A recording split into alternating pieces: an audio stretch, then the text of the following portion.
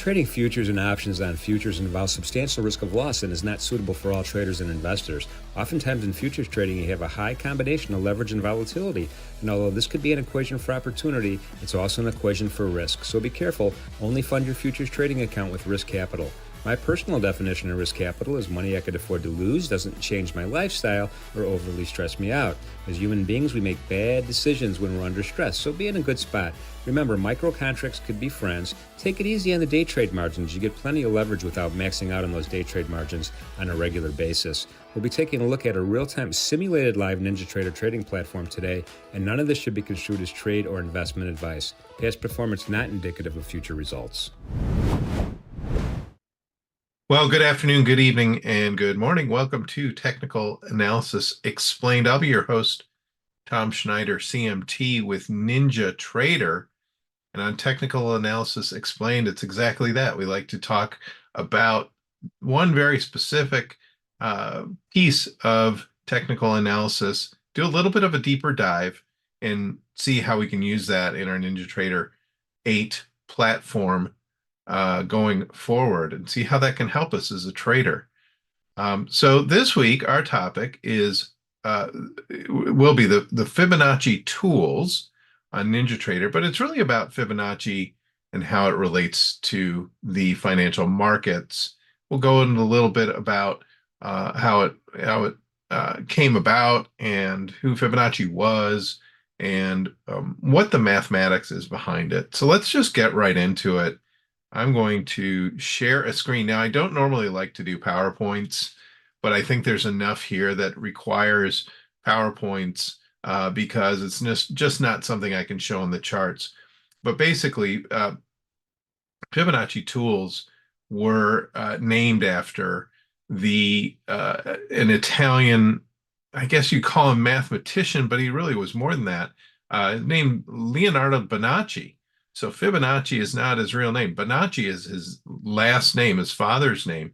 And he lived in the 12th, he was born in the 12th century, lived till the mid 13th century.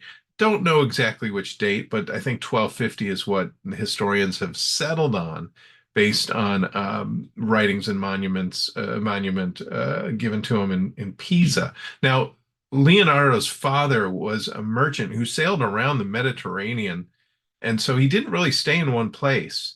But what this did is, as Leonardo, grew up in this merchant traveling way, he realized that he got exposure to the Hindu-Arabic number system, which is currently what we use, right?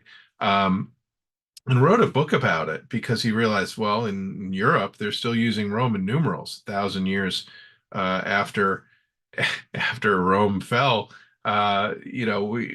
We have this Roman numeral system still in place, and being in part of the merchant or the accounting for his dad's business, he realized that the Hindu or Arabic numbering system was much easier than the Roman numerals. And so he became an advocate. He wrote a book called Liber Abaci, or short for abacus, right? We know what an abacus is.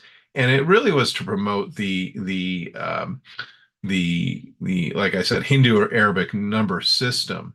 And he did this. He wrote a book, like I said, Liber Abaci. I think the earliest known version of that was in 1202. The earliest existing copy, I think, is 1228. So the very first version we don't have, but a copy from 1228 is still somewhere in some museum. But he was honored by the town of Pisa, so in Italy, in Pisa, because of his efforts. He was honored. They gave him a salary. They gave him a position. He was helpful in accounting and explaining to the citizens why this new system is much better than the Roman numeral system. So they honored him, and you can go to Pisa right now. In fact, our colleague and leader, Mike Burke, has been to the memorial in the mausoleum right by the Leaning Tower of Pisa, I'm told, is a mausoleum or where you can see the Fibonacci grave, essentially. Now, they called him Leonardo Bigolo. Bigolo means traveler. So he was a traveler with his dad, of course. And so they called him Leonardo Bogolo. Now I don't know if that's what's on the mausoleum. Maybe Mike can tell us. But the name Fibonacci didn't come into play until 1838. So we're talking 600 years after his death or thereabouts. He was named Fibonacci. So when we talk about Fibonacci, we think, okay, who is this Fibonacci? He himself might have never heard the name Fibonacci. Now, Fibonacci comes from the Latin word filius, and then of course his name Bonacci, filius being son of Bonacci. Maybe it was Italian, but really Latin precursor to Italian.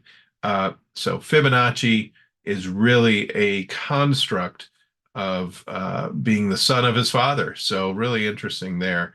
And what does that have to do with trading? Well, in the book Liber Abaci, there was a problem that was posed and then solved that he solved, which was how to determine the growth rate of the population of rabbits.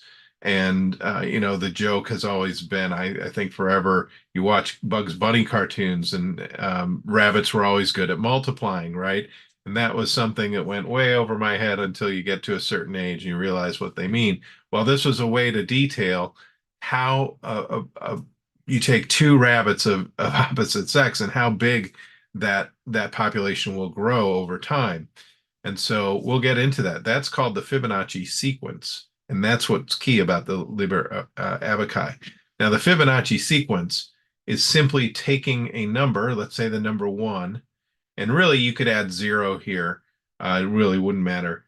And you add it to the previous number. Now, there's no number here. So if we start with 1 and you add 0 to it, it's 1 again. Now, if you take this 1 and add it to the 1 before it, it's 2. So now we have 2, and you add 2 to the previous number 1, you get 3, and so on and so forth. And you get this string of numbers, and you can see it here. This number right here, too, is the sum of the previous two numbers. And then the 3 is the sum of the previous 2. The 5 is the sum of the previous 2, et cetera, et cetera. And this can go on ad infinitum. Okay, so that can keep on going. So, what does that have to do with rabbits? Well, if you take 2 rabbits, you take 1 rabbit and put it with another rabbit, it's 2, but then you take those 2 and they multiply, right? So they have 1 baby. The female has a baby, and then there's 3. And now maybe that baby is a female as well. So now you've got 1 male and 2 females. And now you take those 3 rabbits and you add 2 more rabbits, you get 5, et cetera, et cetera. So this is what was solving that population growth for rabbits. But really, how this relates is the golden ratio. What is the golden ratio? The golden ratio is 1.618. It's known as phi, the Greek character phi. And Leonardo da Vinci was obsessed with the golden ratio. You can find it in some of his biggest works, Mona Lisa, The Last Supper, The Vitruvian Man. That's the thing where the guy is the man. It's in a circle, and the ratio between the wingspan versus the arm span is actually one shoulder to the other fingertip is that 0.618, and 0.618 is in fact the inverse of the golden ratio. So there's all these relationships in nature. I didn't get to the pictures, but you've seen spirals. We talked about rabbits. We've talked about in man, in the structure of man, certain ratios of height to maybe it's the chest. All of these are this ratio 0.618. Golden ratio is 1.618, but the inverse is 0.618, and that's where we're going to focus on here. But this is the golden ratio is just the 618 ratio is just dividing a number in the Fibonacci sequence into the previous number. So if we go back here, if I divide 13 into 8, I'll get 0.618. And if I divide 21 into 13, I'll get 0.618. 34 into 21, I'll get 0.618. So they might have different decimal point values after that 618, but it's to a T. It's pretty accurate. Um, Let me go back to here, and then dividing a number into the number two numbers before it, you get 0.382. So if we look at this and we say, well, let's divide 21 into 8, that's 0.32. That's 38% when we talk about Fibonacci tools. We divide 55 into 21. That's 0.38, which is, again, 0.382. That's, again, a number that we look at on the Fibonacci tools that we use. So this is where these numbers are used in charting. So let me get out of this presentation. We'll go right into the charts. So here I have a daily E-mini S&P March contract, the front contract. We're just looking at a daily chart. We're not going to go into intraday right now. We can for sure. But what I want to show you are some of the different Fibonacci tools that we have. And the most commonly used is a Fibonacci retracement tool. So if we go into our tool menu, we can go to Fibonacci retracements. It's the first Fibonacci tool in the list. There's a little section of Fibonacci. Also F8 on your keyboard. If you use Fibonacci retracements quite a bit, you might learn F8. So I don't need to go into the menu right here. I can just hit F8, and you'll notice when I do that, my cursor now has a pencil, and that means I can draw. I can draw something. Well, what am I going to draw? When I talk about Fibonacci retracements, I want to see how far we're going to retrace from the previous move. The talk this year, the year is only 4 days old or 5 days old in terms of actual dates, but 4 trading days old.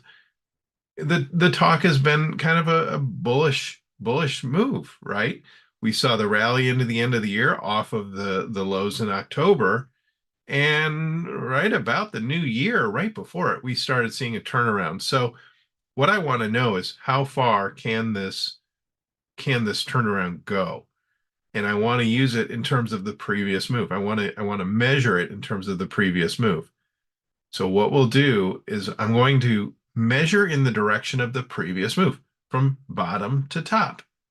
So let's go here. I'm just looking at my charts over here, and I'm going to move this over so we can see it better. But what I'm doing is, you could certainly go right to the points themselves. I like to do it off the side, so I can see the numbers not really on my chart, but off to the side. And that's a little trick I learned from Jim Cagnina. Really wonderful thing he did there. So what does this mean? Well, I've got a number down here that says 100%. Well, 100%, that's where I started, but it's 100% retracement, right? We're trying to see how far this current downward move will have to go to hit these levels. Now, 38%, we saw that if we divided a Fibonacci number into the two numbers before, we'll get 0.382 or 38% of 1. So that is a fairly big Fibonacci sequence number right there. The other biggest, I would say, big number is the 61.8% level. So those are your two big numbers. 50% retracement, that's interesting as well. When something gets halfway retraced, those are probably your three biggest numbers in the retracement. Here's 23.6, and really 23.6 is just the difference between 61.8 and 38.2. It's almost a 0.25% retrace, and that is my next target on this retracement here. And it doesn't have to be a current retracement. You could look at how far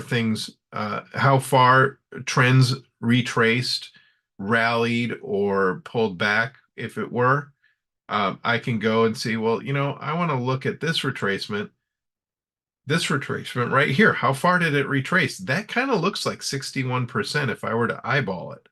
So I'm going to go to match up my cross here with this top and go to the bottom right here, but I'm gonna kind of bring it down here, right there.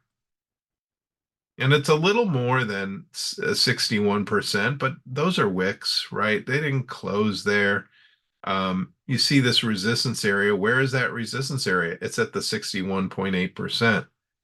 We can delete that by clicking on it and removing it, and we can do it again for the next retracement, right? Here's our next downward move, and we can see that that next move only got 50% retraced or so. But here's the thing. When we look at this, this looks like a wave, right? This looks like we're trending downward, but we're not trending in a straight line. We have downward motion, rally, downward motion, rally, downward motion. This is something that some analysts might call an evidence of Elliott wave. Elliott wave identified the motion of trends, broke them up into waves, and those waves are some pretty strict rules. I think there are three main rules that are fairly strict, and then some other ones that aren't as strict. But one of them being this second wave can't be the shortest wave. Well, that's certainly true here, but really it's the measure of the retracement. The measure of the retracement in Elliott wave, they're looking for Fibonacci valued retracements. So we're looking down, we're looking for a 61% retracement. We're looking for a 61% retracement. And then when you hit that fifth wave, expect a reversal of some sort. And it could be minor or it could be major. But I digress. This is an Elliott wave. But just so you know, Elliott wave analysis does use Fibonacci numbers in their targets for those waves, those smaller waves. So the Fibonacci retracement is something that is probably the most commonly used tool. And you can extend this. I know Jim has an extension. You can actually modify this. So if we were to go into, let's see, where do I modify? Right here, just double click on the drawing object. You can go to the levels, and you can change the levels here, and you can even add levels. So I might go to add a level that's not 100%, but let me see if I can do this correctly. Nope, it's not letting me do that right now. But you can actually add more lines, and you can change the values. Now, they don't have to be Fibonacci. I know if you looked at Anthony Crudeli's Develop Your Edge show, he uses the Fibonacci tool with different values. So they're not necessarily Fibonacci values. They're values he put in based on his analysis, but it's in the guise of using the Fibonacci tool. So you can alter these if you want. You can even remove some if you don't use them. Let's hit OK. Anything you do there, you can also set as a template, so you don't have to do it every time. Let's cancel that. That's just one use of the Fibonacci tools. Now we have some other tools. Let's look at the extensions. So here's an extension right here, and it works a little bit differently. Okay, we are measuring a trend, but then it's what we do with that measurement. It's not automatically added. There's one more click. So the question is, how can we use it? Well, I'm not going to use it in the current trend. I'm going to use it here. Let's use this previous downtrend that we saw here. And I'm going to go to the high here and the low here. And the question is, I want to take this measurement and I want to see at the top here where the next trend can go. I'm going to blow this up a little bit so we can see it a little better. Oh, that's not what I want to do. There we go. So what we're saying is, okay, if we know the previous trend is this distance and we retraced here, how much of the previous move have we moved in this trend? And in fact, we exceeded it. But as the trend develops, you can see where those levels become important. So if we've seen this downtrend and this rally and it starts to trend down again, I can use this Fibonacci extension to see how progressed we are in the downtrend and say, maybe we'll see some support or resistance. Maybe we'll see some consolidation. I mean, look at this. This 38% level was tested fairly closely a number of times before it broke. And when it broke, it didn't stay at the 50. It went right through the 61, found a little bit of purchase here at the 76%, and then the 100% took a while before it broke down. So this extension is looking at, well, the previous move, what if we apply it to the current move, the current same directional move? So a retracement looks at the previous move and says, we're going in the opposite direction. How far are we going to retrace? This extension, now you could certainly, this extension does more than that. It says, let's look at the previous same directional move and put those goalposts there. So look at this. I'm using the previous downward move and I can put it at the top here, and we're right at that 23%, 0.6% level right now. Do we find support there? Possibly. Or maybe we'll travel on down to 46.22. Guess what? Let's look left. A lot of consolidation in that area. So maybe if we progress towards that level, maybe we'll see some consolidation there. We go down to 50, not a lot of support or resistance there, but look back here. Back in September, it was an area of support before it finally broke. So, and then look at the 61.8. It was the top here and a couple of days of resistance before it blew through it. So interesting tool to use if you want to see where there might be support and where we might see there might have been previous support. It helps us identify those values as well. So that's the Fibonacci extension tool. Very neat tool there. And I'm going to click on it. If I can click on it and get an anchor, let's see if I can do that. Maybe I'll do it here. There we go. I'm going to delete that. And I just use the delete key on my keyboard. Very handy in the NinjaTrader platform. Now, here's a cool one. This is one I really like. And you got to kind of shape your thinking a little differently. But we had on our show on the Traders Workshop this week, we had Stan Ehrlich, and he talked about cycles. And he's known for his cycles. This is a bit in that realm. So we have something called Fibonacci time extensions. Now, what are time extensions? Instead of looking at price, we're looking at time. We're looking at the x-axis as our basis for measurement, not our price axis, not our y-axis, but our date axis. And I might look at this chart and I say, well, you know what? Let's look at peak to peak lows. I'm going to go to my Fibonacci time extensions. I'm going to click on the bar that has the low over here and click the bar over here. What do I notice? We had a peak high between them right at that 61.8% level. I mean, almost to the bar. Yeah, this was a little bit higher, but this was pretty high too. This was the second highest point before it turned down. So low to low, we had a peak at 61.8%. Interesting, right? What can we do with it? Well, let's hold that thought. Let's go peak high to high. Seems reasonable. Let's go to time extensions. Peak high here, peak high here. What do you got? You got your peak low right at the 61.8% level. Holy cow. That's really interesting, right? Okay. So how can we use those two examples? And these are just two examples. We have to stress past performance does not mean future performance, right? Past performance does not indicate future results. However, that said, boy, it's been so long since I've read the disclaimer. I even forgot that phrasing. Yeah, I'll have to go back to the textbooks.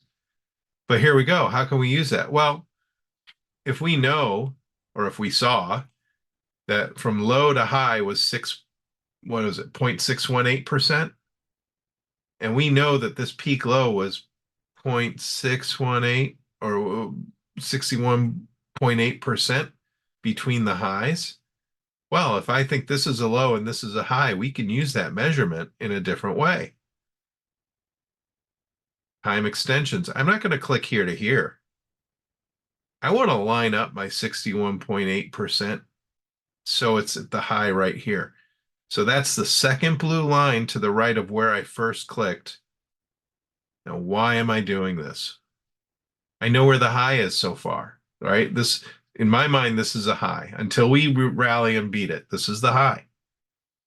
If this trend continues, this analysis might suggest that early February could be our next peak low. Now we're going to get some movement in here. I'm not saying it's going to go straight down and then find a low and turn up. That's not how this works. But what it could indicate is, yeah, right around early February, maybe we see a low and we rally. So you could do this on your own. You could find your own market. I just picked the E-mini because it's the most popular one. But you could go into other markets, could be gold, could be crude, could be 10-year, could be Euro FX, and do the same thing and connect peak lows to peak lows and see where that 61.8% level is, or not level, but time, right?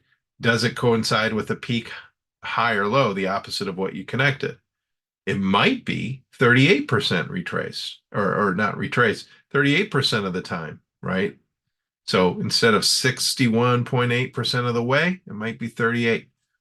But that's something you can use, and that is the Fibonacci time extension. All right, last tool, and then we'll call it a wrap. This is called the Fibonacci circle. Now you think Fibonacci circle, what is that? Well, the Fibonacci circle incorporates time and price. So if I were to say go from peak low to peak high, and this is going to be really big, the question is, where am I going to intersect next? Did I say that right? Intersect next. Yes, I think so. So these circles are based on the Fibonacci numbers, percentage numbers from my, assuming that my clicks defined a radius. Okay. So 38% of the way from this distance forms this circle. 61.8% of the way forms this circle. And then, of course, 100%. Now, I'm not so concerned with what happened before, but I do want to see, does this follow this level? Does this follow this circle before it breaks up and gets to the next one? Or does it break up? And if it's so, it has a target. Now, the target, because it's time related, there's time and price involved. It's giving you a target that deteriorates as time goes by. So it's an interesting concept. And, it's something that I think, again, use it on different markets. Use it and see how it works for you. But basically, this could be a guide based on these numbers. If this market really starts to get bullish, we're going to extend past this move.